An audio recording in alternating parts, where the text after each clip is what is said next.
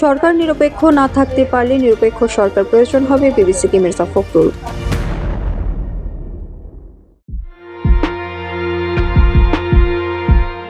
BNP মহাসচিব মির্জা ফখরুল ইসলাম আলমগীর বলেছেন, সরকার যদি নির্বাচনের ক্ষেত্রে নিরপেক্ষ ভূমিকা রাখতে ব্যর্থ হয় তবে নিরপেক্ষ সরকারের প্রয়োজন হবে। তিনি আরও উল্লেখ করেন, নির্বাচন দ্রুত সম্পন্ন করা দেশের জন্য মঙ্গলজনক।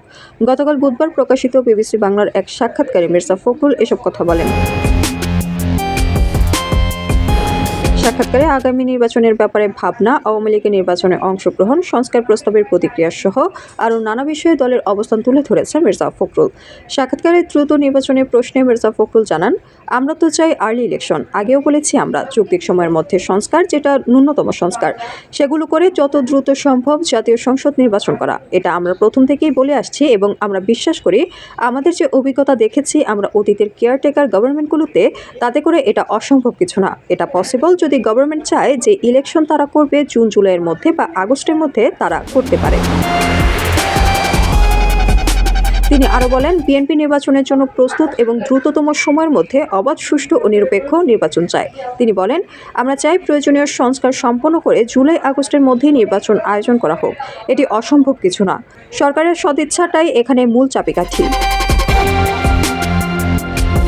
বিএনপি মহাসচিব আরও বলেন, বর্তমান সরকারের সময়সীমা নিয়ে বিতর্ক থাকলেও আমরা তাদের সহযোগিতা করছি। তবে নিরপেক্ষতা নিশ্চিত করা না গেলে এই সরকারকে নির্বাচন পরিচালনার দায়িত্বে রাখা যাবে না।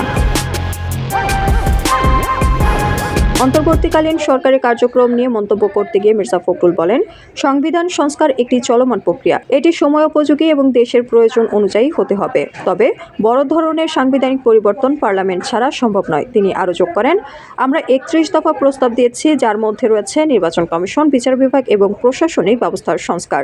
কিন্তু বর্তমান সরকার সংস্কার উদ্যোগ সম্পর্কে স্পষ্ট কোনো ধারণা আমাদের কাছে নেই।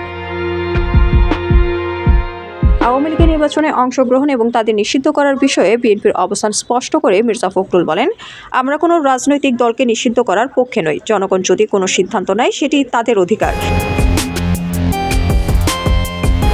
তিনি আরও বলেন, কোন দল নির্বাচনে আসবে বা আসবে না তা তাদের নিজস্ব সিদ্ধান্ত। তবে সুষ্ঠু ও নিরপেক্ষ নির্বাচন নিশ্চিত করতে নিরপেক্ষ প্রশাসনের উপস্থিতি অপরিহার্য। জুলাই অভ্যুত্থান এবং ছাত্রদের রাজনৈতিক অংশগ্রহণ প্রসঙ্গে মির্জা ফখরুল বলেন, ছাত্ররা রাজনৈতিক দলে যোগ দিতে পারে, তবে তারা যদি অন্তর্বর্তী সরকারের অংশ নেয় তাহলে নিরপেক্ষতা বজায় রাখা কঠিন হবে।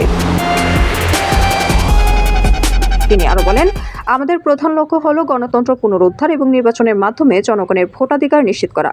সরকার ও নির্বাচন কমিশনের ভূমিকা নিয়ে অসন্তোষ প্রকাশ করে তিনি বলেন, যদি সরকার নিরপেক্ষ ভূমিকা রাখতে ব্যর্থ হয় আমরা আন্দোলন এবং গণতান্ত্রিক পন্থায় সমাধানের পথ খুঁজব। সাক্ষাৎকারের শেষ দিকে মির্জা ফখরুল বলেন, দেশের গণতন্ত্র পুনরুদ্ধার এবং মানুষের মৌলিক অধিকার প্রতিষ্ঠার জন্য আমরা প্রতিশ্রুতিবদ্ধ।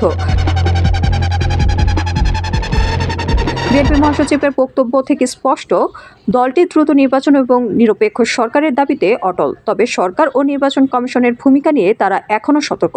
দেশজুড়ে গণতন্ত্র পুনরুদ্ধারের দাবিতে বিএনপির এই অবস্থান ভবিষ্যতের রাজনৈতিক পরিস্থিতিতে গুরুত্বপূর্ণ ভূমিকা রাখতে পারে।